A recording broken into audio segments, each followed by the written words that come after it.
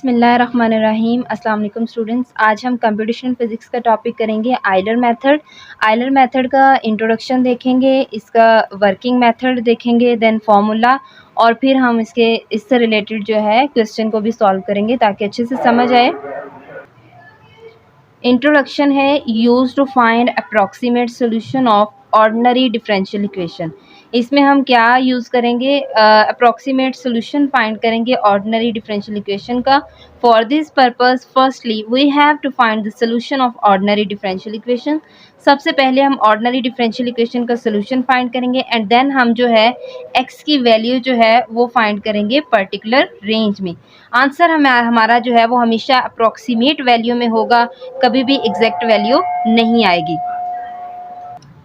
Working method देखते हैं। सबसे पहले हमने कंसीडर किया एक ऑर्डिनरी डिफरेंशियल इक्वेशन को, एक फंक्शन लिया, डेरिवेटिव एक्स के रिस्पेक्ट से dy over dx is equal to f x y. ये है जी point y x naught is equal to y naught. यहाँ पर जब हम क्वेश्चन करेंगे तो ज़्यादा इजीली हमें समझ आएगा। एक्स नॉट यानी इनिशियल वैल्यू एक्स की यहाँ पर गिवन होगी और इनिशियल वैल्यू ही y की यहाँ पर हमें गिवन होगी।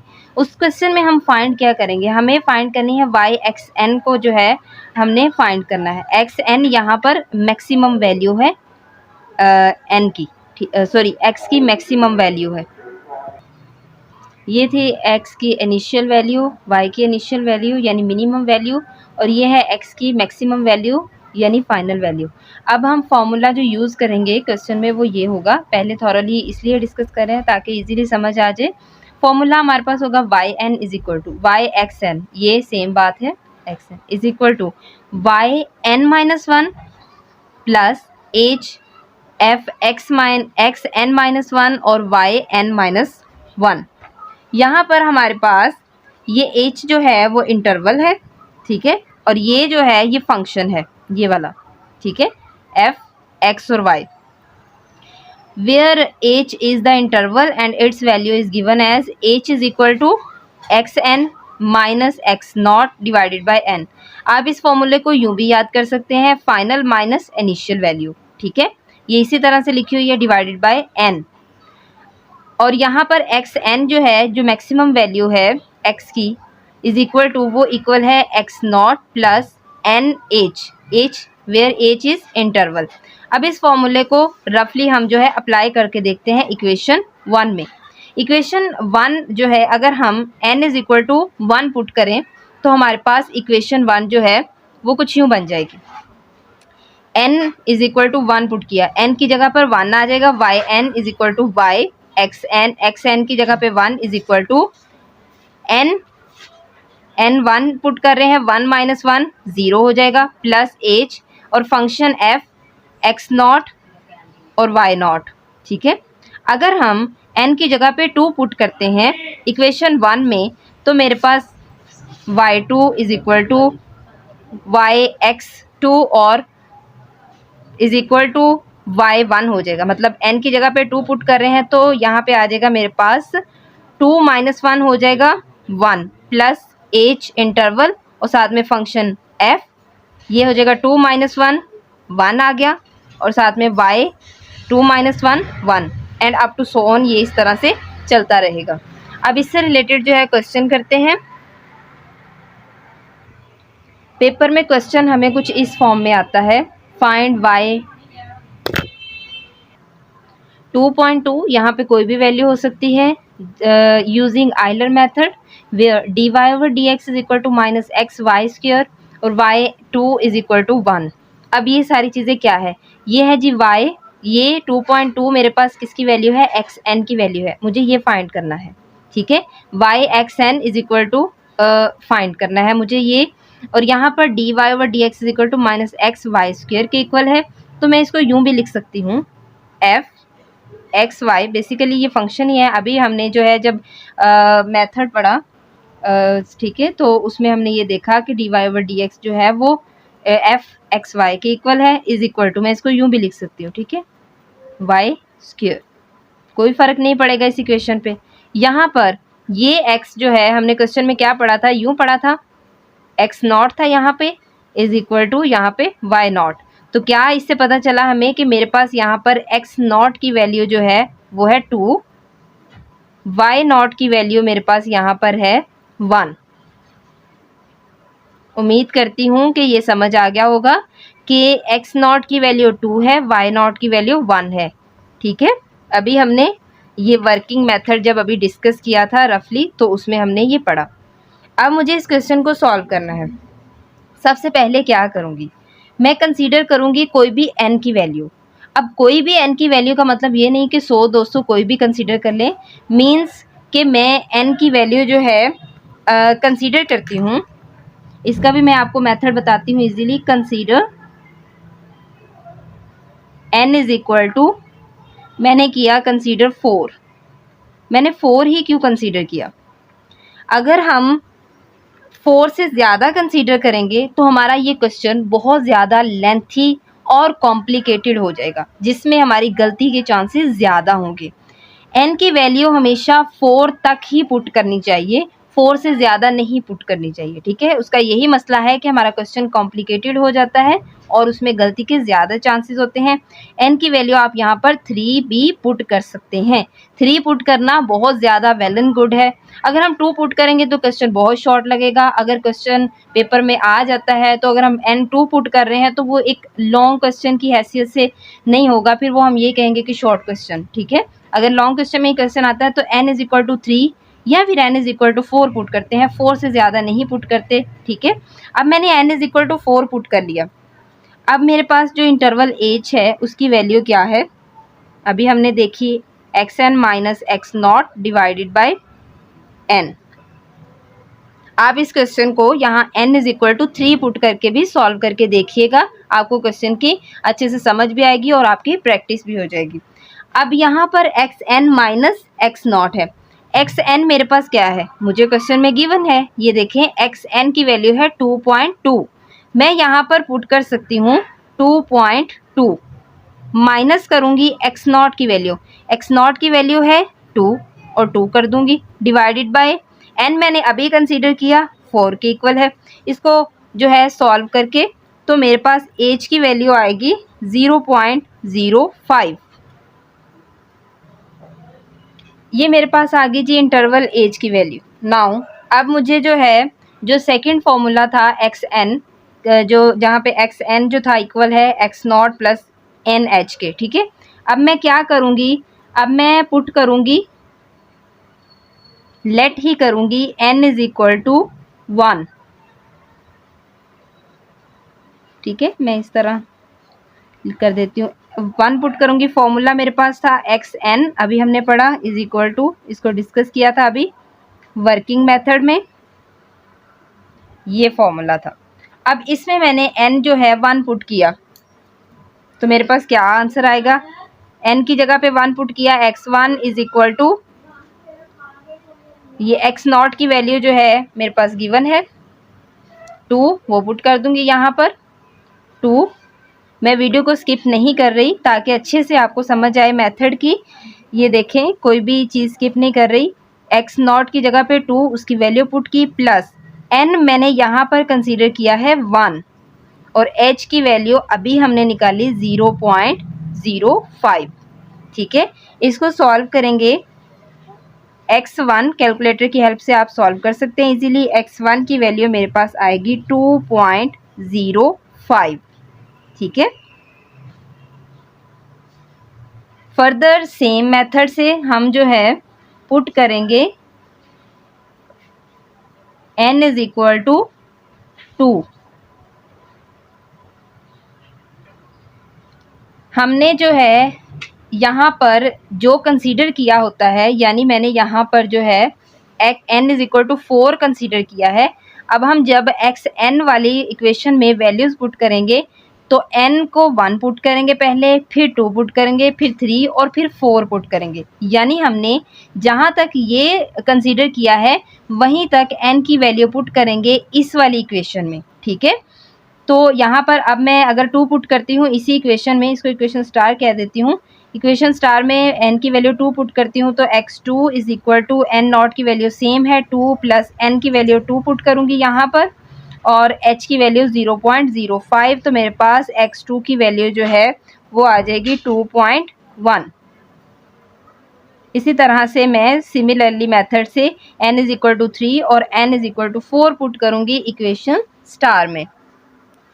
मैंने यहाँ पर जो है n3 भी पुट कर लिया और n4 भी पुट कर लिया। अब आप गौर करें, यहाँ पर हमारे पास अप्रॉक्सीमेट आंसर्स आए हैं, ठीक है। मतलब ये देखिए 2.2, 2.15 और पीछे जो है 2.1 और 2.05। हमने स्टार्ट में ही इंट्रोडक्शन में ये पढ़ लिया था कि ये मेथड, आइलर मेथड हमें हमेशा जो है अप्रॉक्सीमेट आंसर देगा, कभी भी एग्जैक्ट आंसर नहीं देगा, ठीक है। हमें अप्रॉक्सीमेट आंसर ही मिलेंगे। अब x1, x2, x3 और x4 की वैल्यू हमारे पास गिवन है, तो इसे हम जो है, जो हमारे पास मेन फॉर्मूला है ये वाला, इसमें पुट करेंगे, साथ साथ सॉल्व करेंगे। सबसे पहले n की वैल्यू 1 पुट करके इसको सॉल्व करेंगे, देन 2, 3 और फिर 4, यानी जहां तक हमने ये वाली वैल्यू कंसीडर की है वहां तक पुट करेंगे। ये है जी मेरे पास फॉर्मूला। सबसे पहले इसमें जो है मैं पुट करूंगी, अब लेट लिख लेते हैं, let n is equal to 1। इस फॉर्मूले में मैं 1 की वैल्यू को पुट करूंगी n की जगह पे। ये मेरे पास बन जाएगी y1 is equal to y, x1 is equal to y, यहाँ पर n की जगह पे आ जाएगा 1 माइनस 1 0 हो जाएगा, प्लस h f, और यहाँ पर x 1 माइनस 1 x नॉट और y नॉट। अब यहाँ पर समझने वाली बात है कि इस फंक्शन में हमने वैल्यू कैसे पुट करनी है। यहाँ पर तो हम जो है y1 is equal to y naught की वैल्यू हमारे पास गिवन है, वो एज इट पुट कर लेंगे, प्लस h इंटरवल की वैल्यू भी गिवन है, वो भी पुट कर लेंगे। अब इस फंक्शन को किस तरह से यूज़ करना है वो देखिएगा। ये है जी हमारे पास क्वेश्चन में ये वैल्यू है f(x(y). अब ये सिंपल f(x(y) के लिए वैल्यू है -x(y²).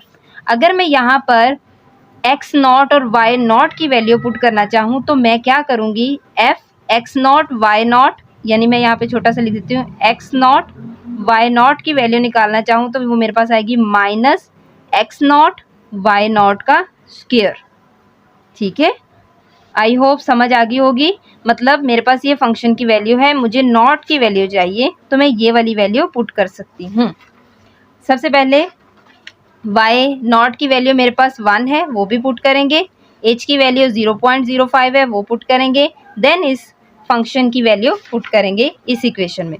y नॉट की वैल्यू मेरे पास है 1, प्लस h इंटरवल की वैल्यू है 0.05, और यहाँ पर फंक्शन जो है वो मैं किस तरह से लिखूँगी, मतलब इस फंक्शन की जगह पर मैं वैल्यू पुट करूँगी -x नॉट बाय नॉट का स्क्वायर, ठीक है। मेरे पास फंक्शन की वैल्यू यही है।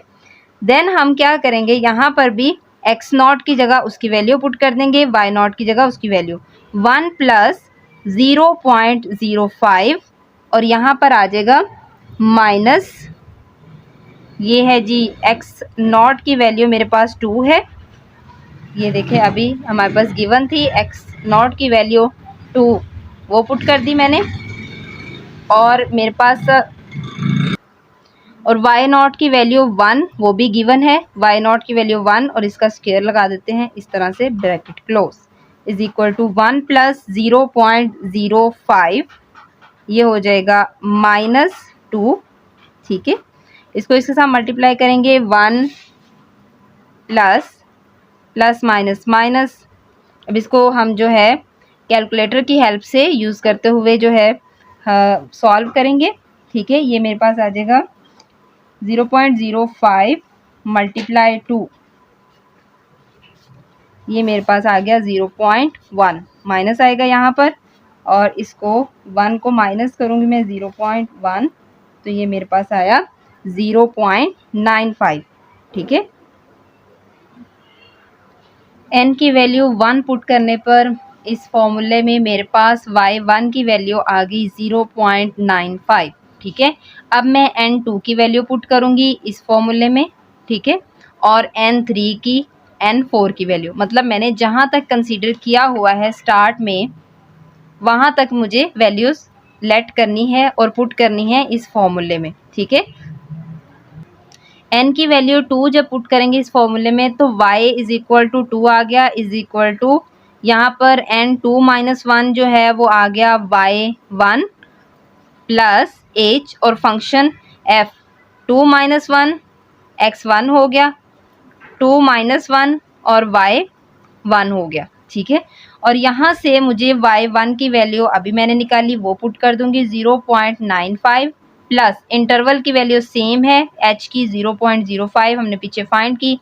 अब इस फंक्शन को किस तरह से लिखेंगे, फिर से वही बात, क्योंकि हमारे पास गिवन है फंक्शन की वैल्यू f x और y की वैल्यू जो है वो गिवन है -x(y²), ये वैल्यू गिवन है। अगर मैं 1 के लिए निकालना चाहूँ इसी फंक्शन की वैल्यू तो मैं यूँ लिख सकती हूँ f x1 y1 is equal to, यहाँ पर मैं क्या कर सकती हूँ -x1 y1 का स्क्वायर।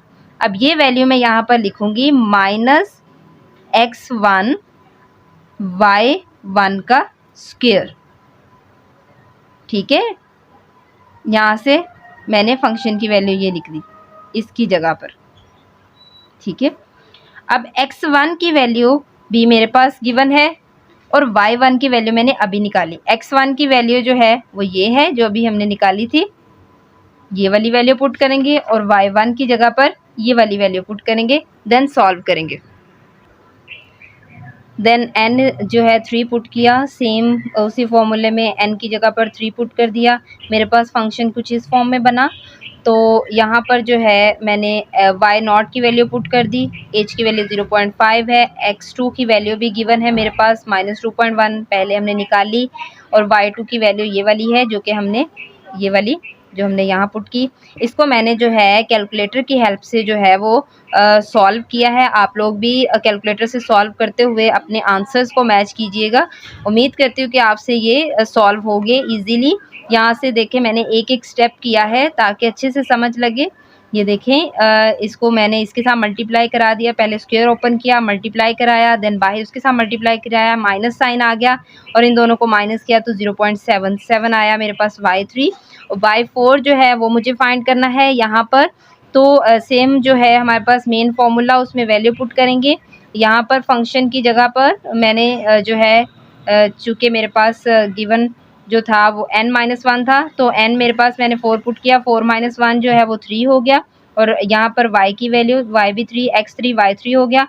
अब मुझे चूँकि इस पूरे फंक्शन की वैल्यू पुट करनी है तो वो मेरे पास है -x3 y3, इसकी वजह से 3 आया साथ स्क्वायर, और ये जो है अभी y3 की वैल्यू निकाली प्लस और h गिवन है सेम, यहाँ पर -x3 की वैल्यू भी मेरे पास गिवन है, यहाँ पर आप लोग देख सकते हैं। ये देखें मैंने x3 की वैल्यू भी निकाली थी 2.15, उसको पुट कर दिया यहाँ पे। ओके, और y3 की वैल्यू ये वाली पुट की स्क्वायर, पहले स्क्वायर ओपन किया देन उसके साथ मल्टीप्लाई कराया, फिर उसके बाद मैंने इसको बाहर मल्टीप्लाई कराया, ये एज इट साथ चलता रहा। 0.77 माइनस ये मेरे पास आ गया 0.063735। आप कैलकुलेटर से करेंगे तो इजीली रिजल्ट्स मिलेंगे आपको। इन दोनों को माइनस किया तो 0.70, y4 की वैल्यू आ गई। अब ये मेरे पास यहाँ पर क्वेश्चन हुआ कंप्लीट। हमने क्या करना था, बेसिकली फाइंड करना था मैक्सिमम जो है फाइंड करना था।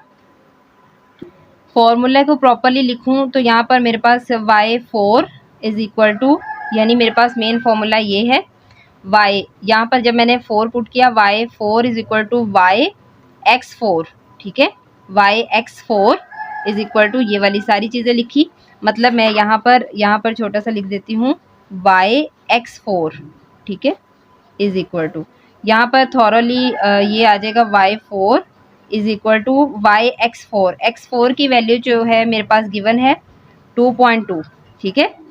मैं इस फॉर्मूले के हिसाब से चल रही हूँ। मैंने सारा जो सॉल्व किया उसमें मैंने ये चीज़ जो है वो स्किप की, क्योंकि इतना खास फ़र्क नहीं पड़ता, लेकिन आप लोग साथ साथ लगा लेंगे तो बेहतर रहेगा, ठीक है।